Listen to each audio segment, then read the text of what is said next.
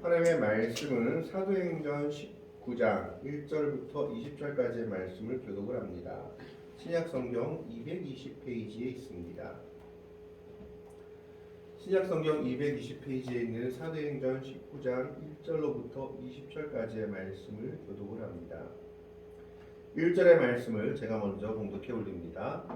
아볼로가 고린도에 있을 때에 바울이 윗지방으로 다녀 에베소에 와서 어떤 제자들을 만나 이르되 너희가 믿을 때 성령을 받았느냐 이르되 아니라 우리는 성령이 계심도 듣지 못하였느니라.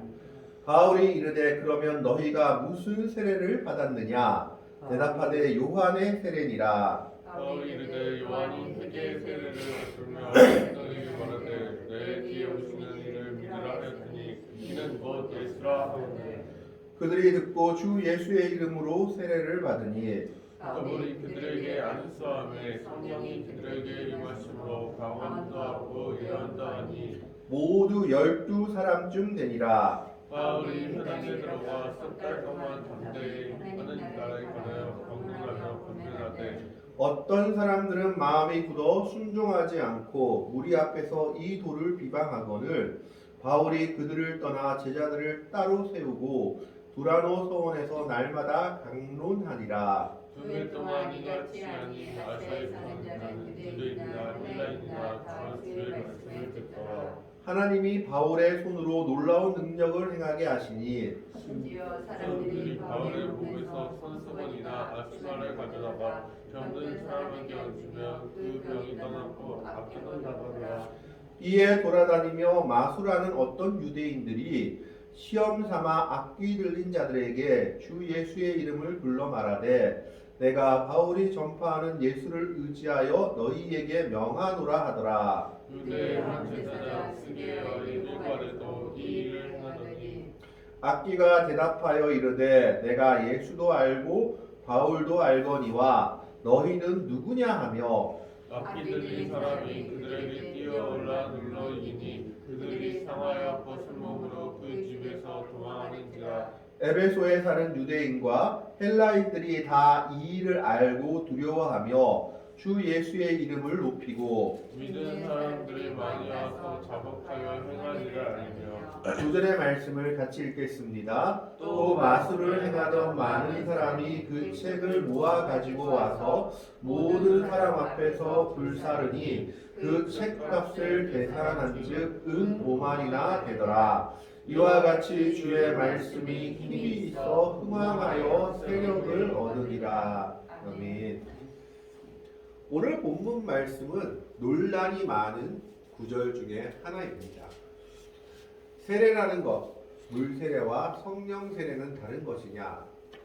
그러면 성령 세례의 증거는 무엇이냐? 이런 것들로 논란이 되는 구절이기도 합니다. 오늘 1절 말씀을 보면 아볼로가 고린도에 있을 때에 바울이 윗지방으로 다녀 에베소에 와서 어떤 제자들을 만났다라고 기록되어 있습니다. 이것을 봤을 때 에베소에 있는 제자들은 아볼로의 제자들이었던 것으로 추측이 됩니다.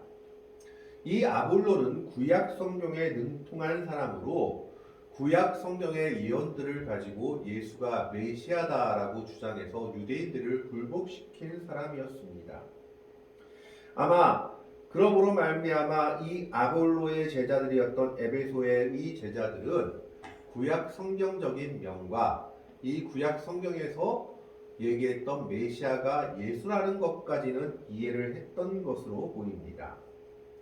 그런데 이곳에 누가 왔냐면 바울이 왔습니다. 윗지방으로 다녔다는 것은 데가볼리 지방을 돌아다니다가 이제 전도 사역을 하다가 에베소까지 이르게 된 겁니다. 이 에베소에서 제자들을 만나자마자 한 질문이 이거입니다. 2절 말씀을 한번 보겠습니다. 이르되 너희가 믿을 때에 성령을 받았느냐? 이르되 아니라 우리는 성령이 계심도 듣지 못하였노라. 이 말씀은 지금으로 말하면 우리가 교회 다닙니다, 예수 믿습니다 라고 말하면 어떤 사람이 우리 보고 그러면 구원에 확신이 있습니까? 당신은 구원받았습니까? 라고 물어보는 것과 거의 비슷한 질문이다라고 보시면 됩니다. 왜냐하면 바울은 뭐라고 생각했냐? 믿을 때에 성령을 받았느냐라는 것은 믿음 이 자체가 바로 성령의 은혜다라는 것을 증거하고 있는 겁니다. 믿으면 바로 성령을 받게 되는 것이다. 사도행전에서 베드로의 설교에서도 뭐라고 얘기했냐면 성령으로 아니하고는 예수 그리스도를 주라고 고백할 수 없다고 설교했습니다. 그래서 예수 그리스도를 믿는다는 자체가 성령의 은혜이고 주로 고백하는 자체가 성령의 은혜인데 왜 바울은 에베소에 사는 제자들에게 이 질문을 했을까요? 믿을 때에 성령을 받았느냐라는 것은 신학적으로 약간 말이 안 되는 질문이기 때문입니다. 믿는다는 것은 이미 성령이 예수를 주라고 고백하게 시킨 것이기 때문에 성령의 임재를 내지하는 질문입니다. 그런데 바울은 믿을 때에 성령을 받았느냐 이 당연한 질문을 에베소에 있는 제자들에게 하고 있는 겁니다.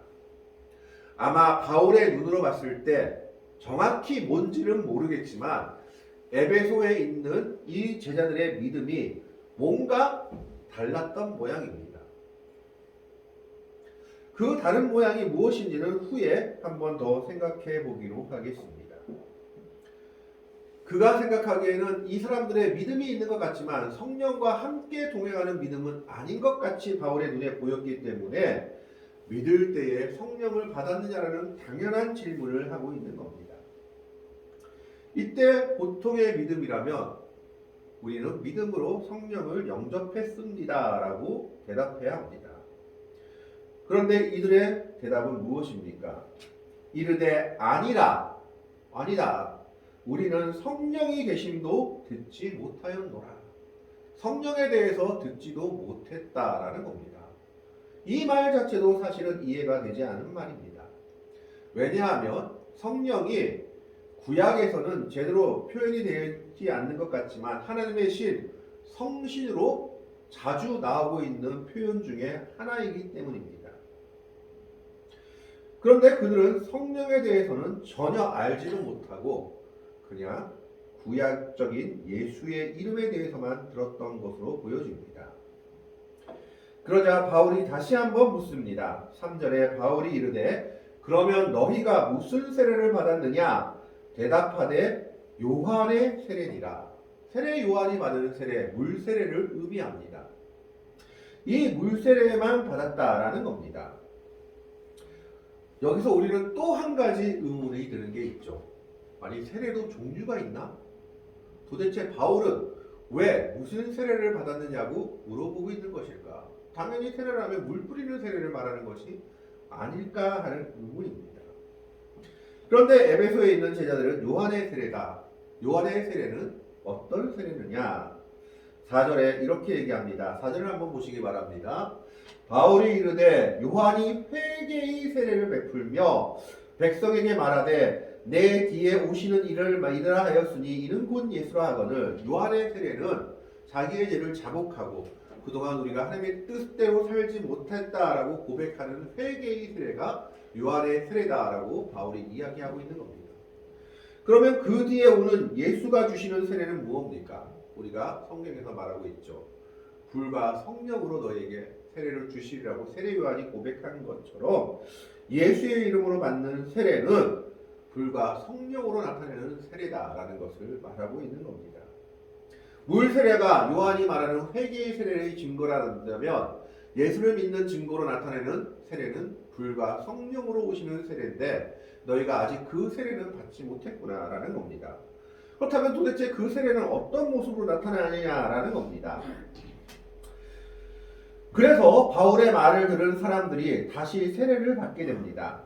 5절 말씀에 보면 그들이 듣고 주 예수의 이름으로 세례를 받으니 여기서 또 한 가지 의문이 생기죠. 무슨 의문이 생기냐 하면 우리 교단 헌법으로는 세례는 한 번만 받으면 됩니다. 그래서 심지어 카톨릭에서 영세를 받아서 기독교로 온 사람이라 할지라도 교리와 전통을 따라서 입교만 하면 되지 세례를 다시 받지는 않습니다. 특별한 교파, 제세례파, 침례파 같은 경우를 빼고는 세례는 일생에 한 번 받는 것으로 끝이다라는 겁니다. 그런데 오늘 바울은 다시 주 예수의 이름으로 세례를 주었다 했을 때 이들은 이미 요한의 세례, 물 세례를 받았다라고 얘기하고 있습니다. 그러면 도대체 이건 무슨 세례였을까? 정확하게 성경에 나와 있진 않지만 아마 이 세례는 안수함으로 주는 세례가 아니었을까? 불과 성령으로 임하는 주 예수 이름으로 다시 한번 받는 세례가 아니었을까 추측합니다. 물 세례를 2번 받지는 않았을 것으로 생각되기 때문입니다.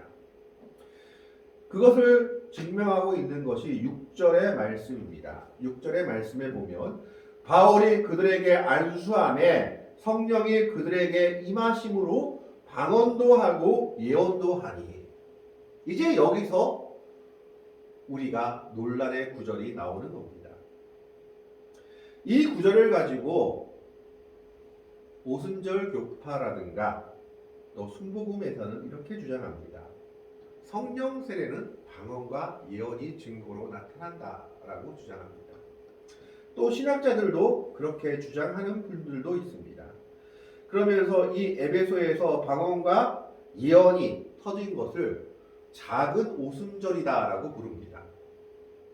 첫 번째 오순절은 마가의 다락방에서 120 문도가 성령의 말하게 하심을 따라 불의 혀같이 갈라지는 것을 보게 돼서 사도행전 2장에 모두가 각 나라의 언어로 말하게 한 것이, 하나님의 큰 일을 말하게 한 것이 기록되어 있는 것을 보게 됩니다. 그런데 오늘 말씀에 보면 방언도 하고 예언도 하는데 모두 12사람 정도 방언하고 예언했다라고 기록되어 있습니다. 바울이 그들에게 안수함에 성령이 그들에게 임하심으로 방언도 하고 예언도 하니 모두 12사람쯤 되니라. 그러면 여기서 또 한 가지 문제가 생깁니다. 이 당시 에베소에 있던 제자들은 12명이 전부였을까? 12명이 전부는 아니었을 겁니다. 더 많은 사람들이 있었을 겁니다. 그러면 그 12명 외에는 세례를 받았어도 성령을 받지 못한 것일까? 자, 바울이 그들에게 안수함에 성령이 그들에게 임하심으로 방언도 하고 예언도 하니 모두 12사람쯤 되니라.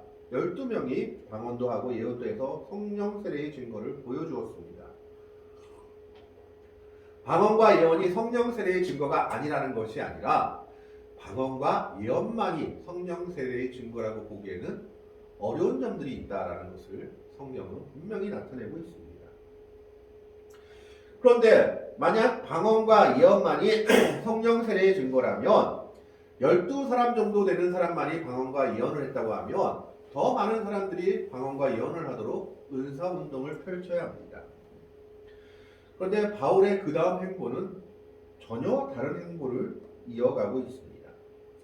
8절의 말씀을 보겠습니다.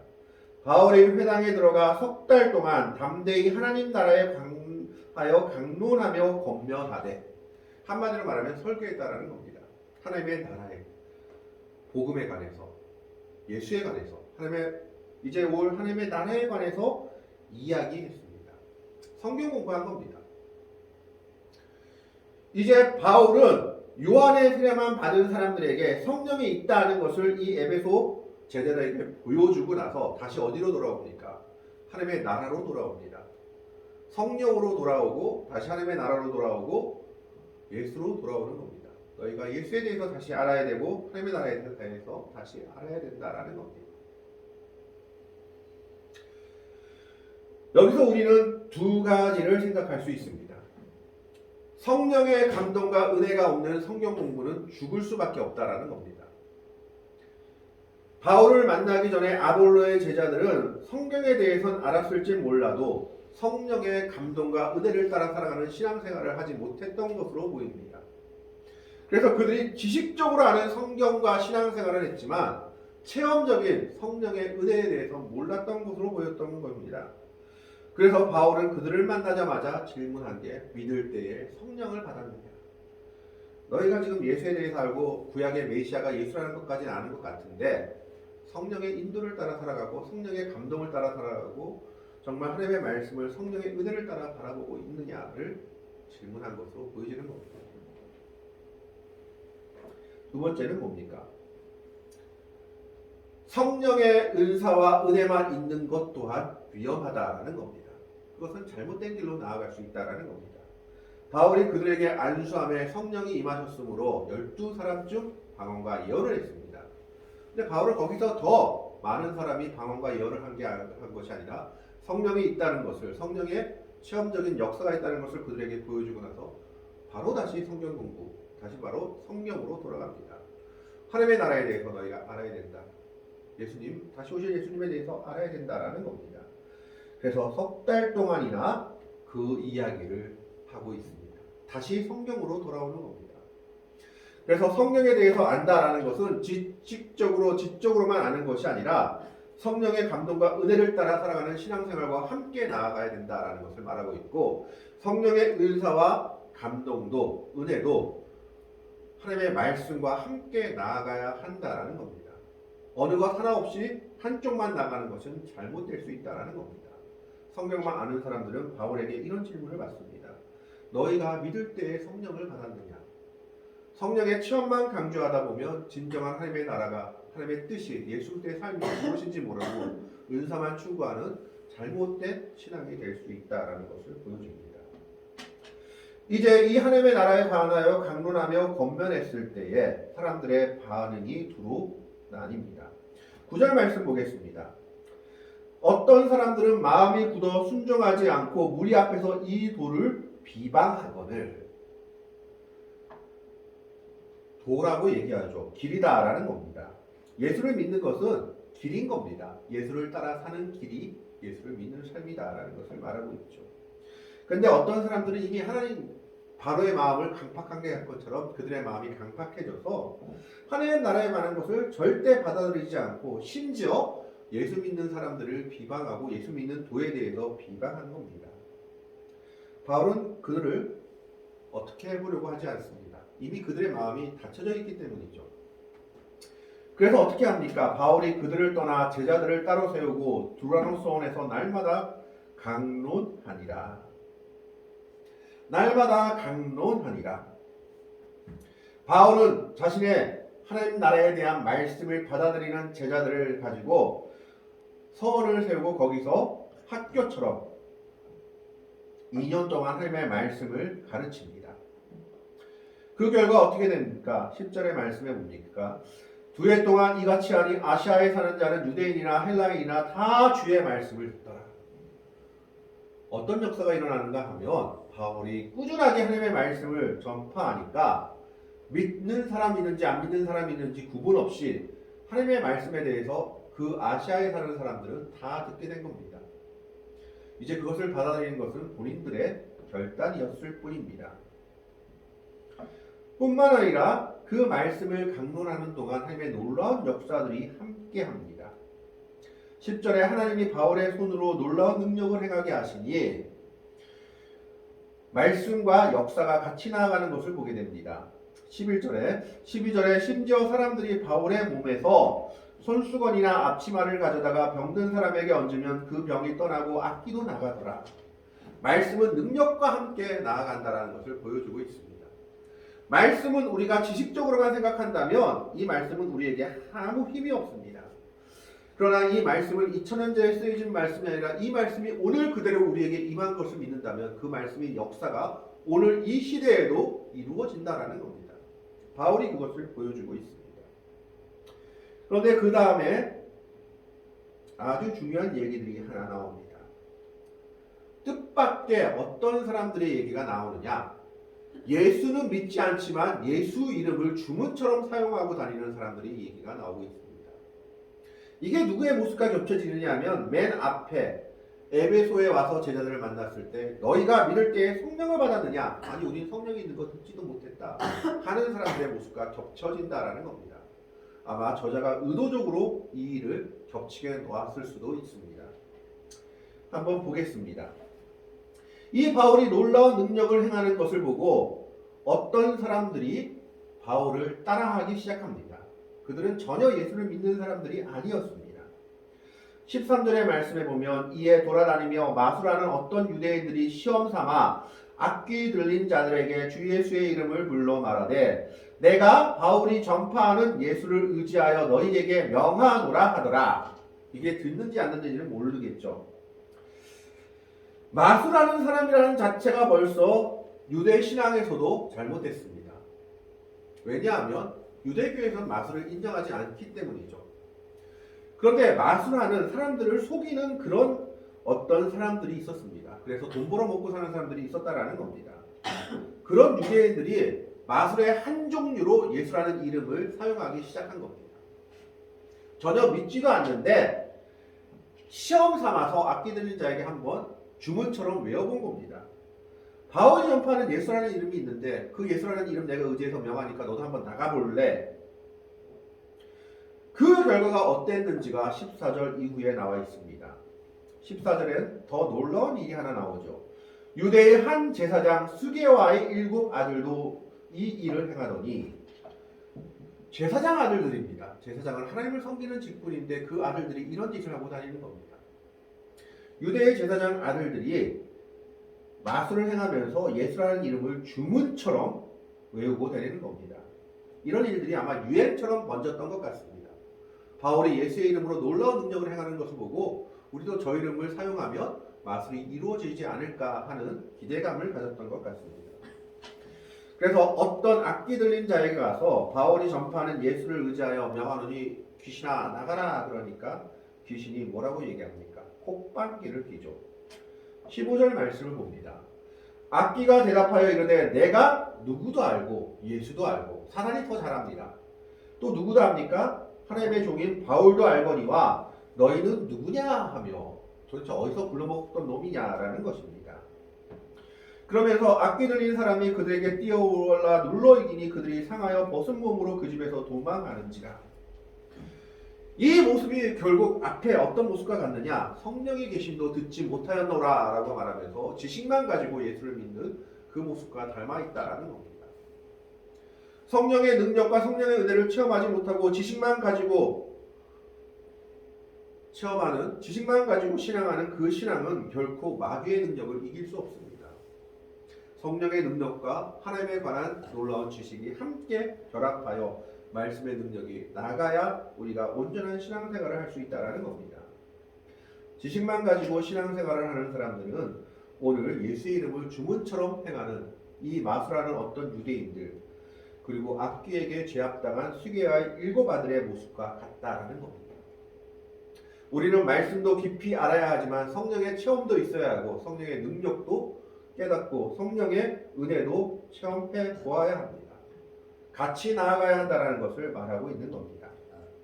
결국 이 일이 모든 사람들에게 알려지게 되었습니다. 17절에 보면 에베소에 사는 유대인과 헬라인들이 다 이 일을 알고 두려워하며 주 예수의 이름을 높이고, 그래서 놀라운 것은 바울의 이름이 높여졌단 말이 아니라 예수의 이름이 높여졌다라고 기록되어 있습니다. 그들은 바울을 통해서 예수 그리스도를 바라본 겁니다.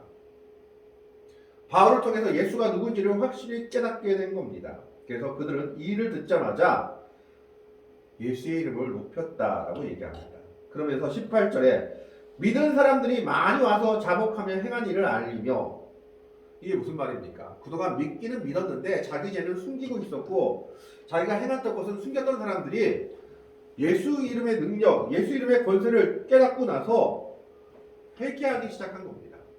하나님 앞에 와서 숨겨졌던 죄악들을 내어놓고 회개하고 자기가 그동안 잘못 살았던 말씀들을 알렸던 겁니다.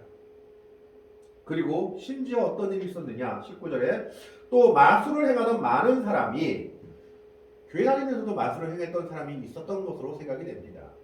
마술을 행하던 많은 사람이 그 책을 모아가지고 와서 모든 사람 앞에서 불사르니 그 책값을 계산한 즉 은 5만이나 되더라. 은 5만이 지금 얼마인지 모르지만 상당한 금액일 것입니다. 마술 서적들을 다 가지고 와서 불태워버릴 겁니다. 신앙의 결단을 하고 있는 겁니다. 그러면서 그들이 예수 믿으면 다시는 세상과 걸쳐 살지 않겠고 오로지 성령의 은혜를 따라 하나님의 능력을 따라 살고 말씀을 따라 살겠다고 고백하고 있는 겁니다. 이 삶이 역사를 바꾸고 있는 겁니다. 기독교는 역사에 순응하는 사람들이 아니라 역사를 바꾸어가는 사람들입니다. 이 당시는 무엇이 힘이 있었냐? 마술하며 돈 버는 것이 대세였습니다. 그래가지고 그 마술하는 사람들이 높이 바라보았죠. 시몬이라는 사람도 성경에 그렇게 기록되어 있습니다. 돈 가지고 그 성령의 능력을 살려고 했던 사람입니다. 그런데 그들이 예수의 이름의 능력을 체험하고 말씀의 은혜를 겪고 난 이후에 어떻게 됩니까? 그들의 삶이 180도 변합니다. 그들의 삶을 지탱하였던 마술했던 책들을 다 불살라 버립니다. 은 5만이나 되는 놀라운 가격의 책들이 사글이 사라지게 되고 마술하는 사람들이 사라지게 되는 역사가 일어나는 겁니다. 교회는 예수 그리스도의 이름의 능력은 세상을 변혁시키는 힘이 있는 겁니다. 우리는 세상을 따라 살아가는 사람들이 아니라 세상을 변혁시키며 살아가는 주의 백성들인 겁니다. 우리의 능력이 아니라 우리가 말씀을 따라 살아갈 때 그 말씀의 성령의 능력이 힘입어질 때 그런 역사가 일어남을 오늘 성경은 우리에게 말하고 있습니다. 그래서 결론적으로 뭐라고 얘기합니까? 20절 말씀을 한번 같이 읽어봅시다. 20절 말씀 같이 읽겠습니다. 시작. 이와 같이 주의 말씀이 힘이 있어 흥왕하여 세력을 얻으니라. 하나님의 말씀이 성령의 역사와 합쳐지니까 뭐가 있어요? 힘이 있어요. 에베소 교회의 성도들이 성령의 은혜에 대해서 듣지 못했을 때는 그들이 정말 믿는 사람인가 아닌가 헷갈려서 바울이 믿을 때 성령을 받았느냐고 물어볼 정도였습니다. 그런데 믿음과 그리고 또 성령과 말씀이 함께 나아가니까 어떤 역사가 일어나느냐? 주의 말씀이 힘을 잃어 흥왕하여 세력을 얻으니라. 온 말씀이 온 땅에 전파되며 힘을 얻게 되며 세상을 변화시키는 능력이 되는 것을 오늘 성경은 우리에게 보여주고 있습니다. 오늘 이 말씀은 우리에게 많은 것을 시사합니다. 오늘 우리들의 신앙도 어떠해야 되는지를 생각해 볼 수 있는 겁니다. 그저 지식적으로만 아는 말씀, 정말 성령을 개심도 듣지 못한 그런 신앙이 우리의 모습이 아닌가를 돌아볼 수 있어야 합니다. 우리는 말씀 가운데 거하되 그 말씀이 성령과 함께 행함으로 나아가야 합니다. 성령의 능력 가운데 그 말씀의 역사들이 이루어질 수 있음을 우리는 믿음으로 체험하며 나아가야 한다라는 겁니다. 그런 믿음의 삶들이 그리고 그런 믿음의 교회들이 세상을 변혁시킴을 보여주고 있습니다. 마술을 행하던 많은 사람들이 그 책을 가지고 와서 불살라버리고 주의 말씀이 성령의 능력과 함께 나아갔을 때 힘이 있어 흥왕하여 세력을 얻는 역사가 있는 것을 오늘 성령은 우리에게 말씀하고 있습니다. 오늘 우리들도 이와 같이 정말 성령의 능력을 따라 살아가되 말씀 가운데 거하는 삶, 그 말씀이 성령의 능력으로 말미암아 우리의 삶 속에서 체험하는 신앙이 되는 삶을 살아야 할 줄로 믿습니다.